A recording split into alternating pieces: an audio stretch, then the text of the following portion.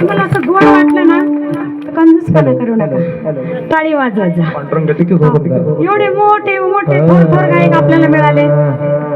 कशाला म्हटले? भाग्यवंता घरी भजन कीर्तन त्याची वाट पाही रघुनंद. जगाच्या बाजारामध्ये तुम्हाला सगळं काही मिळेल, पण दुर्लभ असलेला हरी नाम ते दुर्लभ आहे. जसं नरदी दुर्लभ आहे, तसं त्या प्रभूचं नामस्मरण करणं सुद्धा दुर्लभ गोष्ट आहे.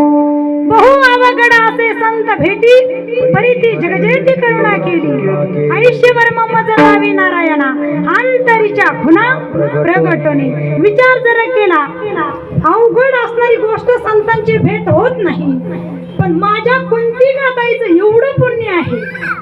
तुका म्हणे होता तेव्हा तोया भावा, ते संत मात्र एक तप होते. आता 12 वर्ष होतील, पुढच्या 11वा वर्ष चालू आहे आपल्या सप्ताहाला, आपल्या वैष्णव मेळाव्याला. एक तप मात्र आपण एक तपाजवळ जवळ आलेलो आहोत.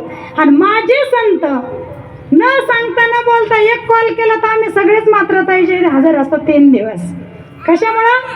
बघा, प्रेम प्रीतीचे बांधले आणि ते ना सुटे काही केले. मग खऱ्या अर्थानं चांगला जर विचार केला, बघा मी नेहमी सांगत असते, वाढदिवस करायचे नाही. वाढदिवस करता, केक आणता, मेणबत्ती विझवता करायचे नाही. पण मात्र आमच्या कुंतिका ताईला सांगेल, तुझ्या घरात एवढे वाढदिवस चालू राहावा की चंद्र सूर्य असेपर्यंत पिढी ना पिढी वाढदिवस चालू राहावा. कारण का? निमित्त केलं, निमित्त वाढदिवसाचा आहे.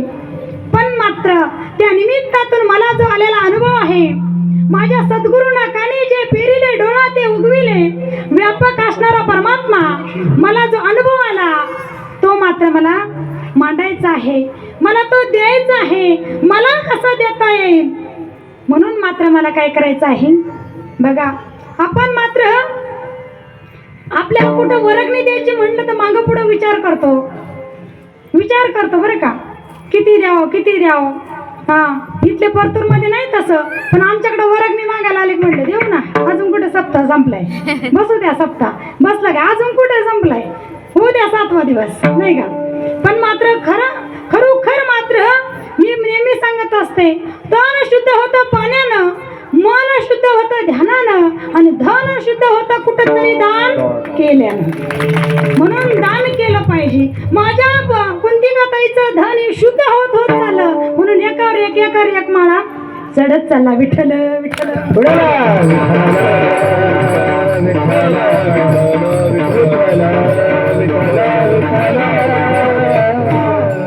नवे खेळ एकल्यांचा म्हणून मेळ जमाविला.